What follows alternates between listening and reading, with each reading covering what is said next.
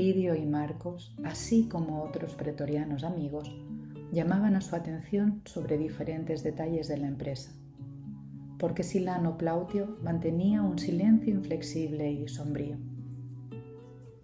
La idea de que Fabio Cornelio conocía su doloroso pasado y no había vacilado en hacerlo asesino de su madre, así como las historias calumniosas de Claudia Sabina en su hora extrema respecto del censor y de su proceder en otros tiempos, le producían una perturbación mental indescriptible.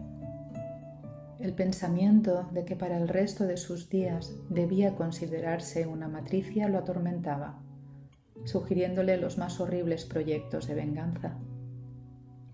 Dominado por sentimientos inferiores, acariciaba un puñal que descansaba en su armadura, gozando por anticipado del instante en que habría de sentirse vengado de todos los ultrajes experimentados en su vida. Ya había anochecido cuando penetró en el imponente edificio donde Fabio lo esperaba en un gabinete soberbio y ampliamente iluminado. El anciano censor lo recibió con visible interés y procuró apartarse de los presentes hacia un rincón de la sala para preguntarle: «Entonces, ¿qué noticias me traes? ¿Todo bien?» Silano le clavó sus ojos verdes como preso de las más atroces perturbaciones. «¿Pero qué es esto?», insistía el censor sumamente inquieto. «¿Estás enfermo? ¿Qué te ha sucedido?» Fabio Cornelio no pudo proseguir, porque sin decir una palabra y como un alucinado en crisis extrema, el oficial desenvainó con rapidez el puñal y lo clavó en el pecho del censor, quien cayó al suelo pidiendo socorro. Silano Plautio contemplaba a su víctima con la expresión terrible de los dementes, sin demostrar la más mínima señal de responsabilidad. Veía con indiferencia la sangre del viejo político que se escaba a chorros por la herida entre la garganta y el omóplato, mientras el herido, en los estertores de la muerte, le dirigía una mirada terrible. Fue en ese instante que los numerosos guardias rodearon al antiguo protegido de Cneio Lucio, quitándole igualmente la vida en pocos segundos. En vano el oficial intentó resistirse a los pretorianos y a los otros amigos del asesinado, porque en pocos minutos estaba reducido a despojos por los golpes de espada, con lo que pagaba la perpetración de su crimen, el que era una afrenta al Estado. La noticia corrió rápidamente por la ciudad. Asistido por sus mejores amigos, el Vidio Lucio necesitó apelar a todas sus fuerzas para no flaquear bajo tan rudos golpes. Dada la situación delicada en que se encontraba su esposa, tomó medidas para que los despojos sangrientos fueran llevados a la residencia con especial cuidado, para que el cuadro siniestro y doloroso no agravase el estado de Alba Lucinia, en el caso de que se produjera una mejora después del prolongado síncope. Un correo rápido fue despachado hacia Capua para que Cayo Fabricio y su mujer se presentaran inmediatamente en Roma. Con las preocupaciones más amargas e imposibilitado de confiar el peso que oprimía su corazón a algún amigo, dadas las penosas circunstancias familiares en juego, el hijo de Cneio vertía dolorosas lágrimas al lado de la esposa que se debatía entre la vida y la muerte, mientras Marcia asumía en su residencia la dirección de todos los protocolos sociales para atender a cuantos visitaban los despojos de los dos desaparecidos. Alba Lucinia despertó y sin embargo había en su mirada una expresión de alejamiento del mundo. Pronunciaba palabras ininteligibles que el Vidio Lucio hubiera dado la vida por comprender. Se notaba que ella había perdido la razón para siempre. Además, los desmayos se producían periódicamente, como si las células cerebrales se hubieran ido destruyendo lentamente una por una bajo la presión de una fuerza irreprimible. Obedeciendo a los imperativos de la situación, el tribuno dio órdenes para que los funerales del suegro y del hermano adoptivo se llevasen a cabo con la mayor rapidez posible. Tanto fue así que antes de cumplirse una semana de los sucesos llegaron de Campania Elvidia y el esposo, sin alcanzar a presenciar las ceremonias fúnebres, y penetraron a la casa paterna tan solo para arrodillarse a la cabecera de Alba Lucinia, quien, desde la víspera, había entrado en dolorosa agonía. La presencia de los hijos constituyó para el tribuno un dulce consuelo. Sin embargo, a su espíritu dilacerado se le figuraba que no había ningún alivio en el mundo para un corazón humillado y herido como el suyo. Tocado en sus fibras más íntimas, veía agonizar lentamente a su esposa, como si un sicario invisible le hubiese clavado en su corazón un acerado puñal. Delante de la muerte, de nada valían todos sus poderes, toda su cariñosa dedicación. Sumergido en un océano de lágrimas y teniendo entre las suyas las frías manos de su compañera, Elvidio Lucio no abandonó su aposento ni siquiera para atender a los hijos recién llegados. Presintiendo que la muerte le arrebataría pronto a la esposa idolatrada, permanecía a su cabecera dominado por las meditaciones más atroces. De cuando en cuando emergía del abismo de sus reflexiones y exclamaba amargamente, como si tuviese la convicción de que era escuchado por la moribunda: Lucinia, ¿también me abandonas? Despierta, ilumina de nuevo mi soledad. Si te ofendí alguna vez, perdóname, mas no hice otra cosa que amarte mucho. Vamos, atiéndeme. Yo venceré a la muerte para tenerte en mis brazos. Lucharé contra todos.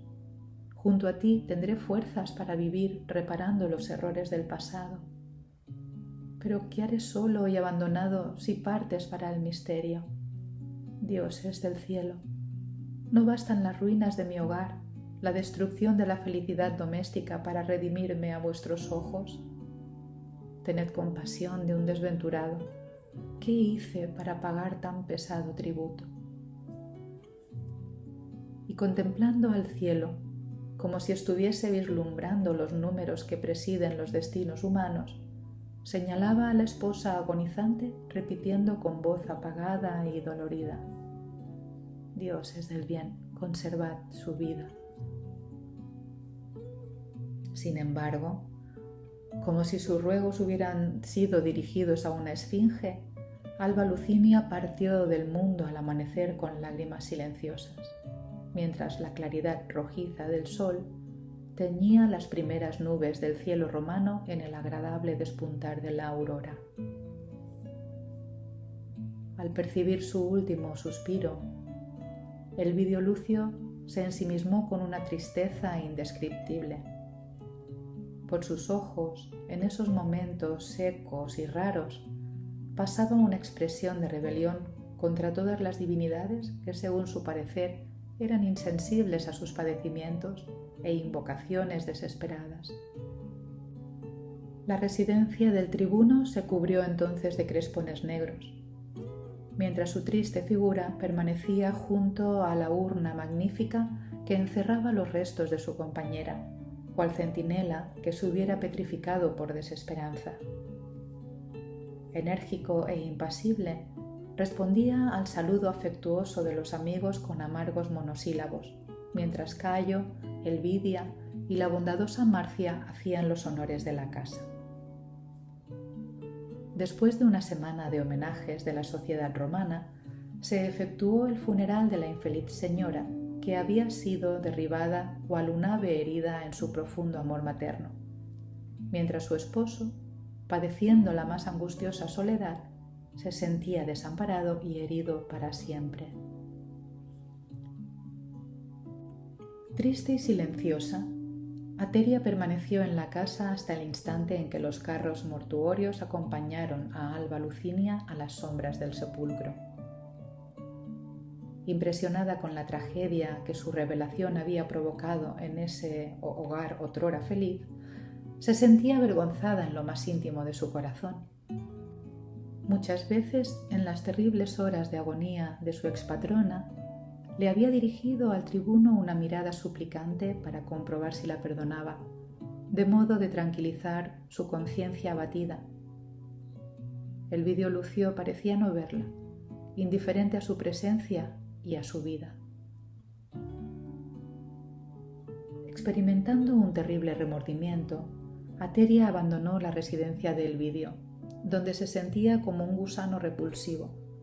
Tal era la angustia de sus tristes pensamientos en la dolorosa noche caída en la casa del tribuno después del funeral. Hacía frío. Las sombras nocturnas eran espesas, impenetrables como la congoja que helaba su corazón. Su permanencia allí después del entierro ya no era posible por las amargas emociones que vibraban en su alma. La vieja criada salió entonces y se dirigió a Trastevere, donde tenía antiguas relaciones de amistad. Es interesante señalar que en su marcha por las calles estrechas siguió el mismo trayecto que la joven Celia cuando se vio obligada a abandonar el hogar paterno. Era casi medianoche y las proximidades de la isla del Tíber estaban desiertas. Quiso retroceder presionada por una fuerza inexplicable, como si presintiese algún peligro inminente, cuando dos hombres enmascarados se le acercaron cual dos cuerpos oscuros que se movían rápidos entre las pesadas sombras de la noche. Intentó gritar, pero era tarde. Uno se abalanzó sobre ella y la amordazó fuertemente. «Lucano», dijo en voz baja el desconocido decepcionado, «se trata de una vieja despreciable». «No te desanimes», prosiguió el otro. «Se me hace que es una buena presa.